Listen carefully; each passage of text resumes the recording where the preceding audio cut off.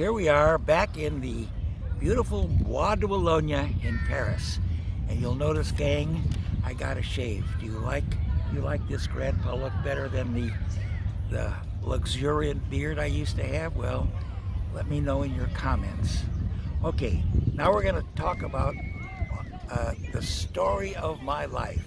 I'm going to leave out the boring parts. I'm only going to give you the highlights. And here comes the first highlight. When I was about, must have been 13, 14 years old. After getting out of 8th grade, I went into a high school where the kids had been together for 10 years because it was a school, an elite school, private school, where the kids had been together already around 8 years. And so I was the new kid in class. And if you've ever been the new kid in class, you know it's kind of hard to break into the elite group. We used to call it the clique, the ruling class of the class. And in my case, I made friends with the runt of the class and the other people who were not socially acceptable. But boy, I wanted to be in with the jocks and the pretty girls and the in group. It was a class, I'd say the size maybe 20. And it so happened that at that time I went to see a movie, and it was called The Sweet Smell of Success. And it was with Tony Curtis and Burt Lancaster, who together were very important journalists. They had kind of like a column that could make or break anybody in their town. I think it was all about New York City. But the point of the movie was that these were very unlikable chaps who, because they would tell scandalous secrets, could make somebody either well-liked or disliked in their community, and they wielded a lot of power. So that gave me an idea. You know what I could do? I could write a gossip column for the school paper. Now at that time, the school paper was as dull as dust. It had the comings and goings of the teachers and unimportant meetings, and the school paper was printed and it laid on top of a desk, and very few of the kids even bothered to take it. Okay, so I decided I would propose to the student editor, how about letting me write a gossip column?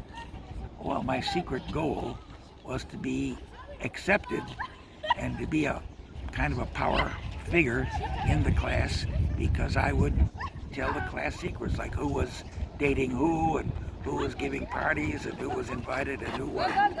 And so that's exactly what happened. I became the school gossip columnist. And well, I guess my student career took off from that point, because I was invited to join the football team. And then when I tried out, there was the A team, the good guys who competed against other schools. There was the B team that competed against each other and occasionally against the varsity. And then there was, you guessed it, the C team. This was the totally bad athletes. And I'll show you a picture of me as a participant in the C team. Well, in any event, my high school career took off. I got a nice girlfriend. I became pals with the jocks, and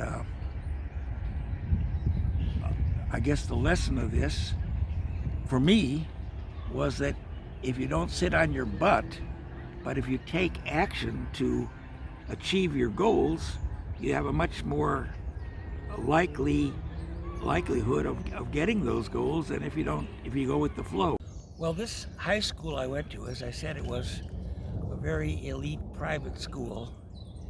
And I didn't mention that, well, my family was middle class, but the rest of the kids I perceived, outside of a few scholarship students like myself, the rest of the kids were very, very rich.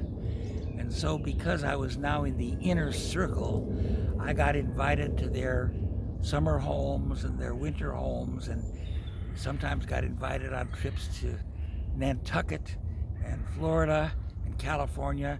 Obviously, the kids who invited me, it was all expenses paid.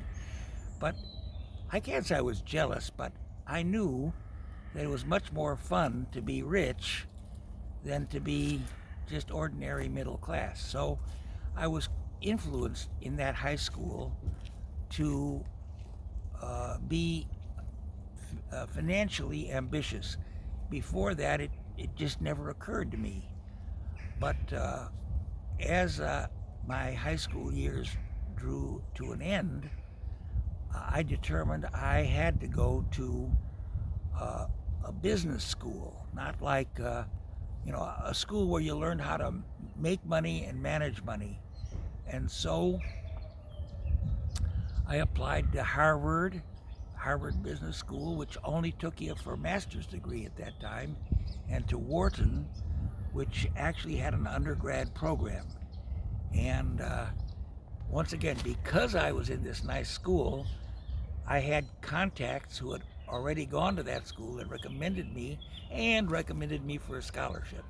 So I went to a school where I learned about real estate, and because I read books about people who had become rich, I learned that if you wanted to be the equivalent of today's billionaire, you apprenticed yourself to someone who was already quite rich. And so, to make a long story short, which I'll talk about in another video, I found the Donald Trump of the era. Of course, it wasn't Donald Trump. He wasn't born yet. But I found out that he was something of an egotist. And so I offered to write a book about him to make him famous. And my journalistic credits at that time were limited to the gossip column I told you about. But I felt that I could write a book about this guy. Whether I could or not, I don't. Well, actually, I did write a book about this guy. But in any event, I became his apprentice. I learned all about real estate, and I learned how to make the proverbial no money down deal. That is, you go to a seller and you make an offer to him that he can get a new mortgage, keep the money, and give me a second mortgage. That means I'll owe him some money, but I get the property free and clear. And what's nice about that is, at that time anyway, I think still today, you get a tax credit called depreciation. So you can make money from rents and deals, but you don't pay any tax because you have this, I don't know if you call it an artificial tax allowance called depreciation.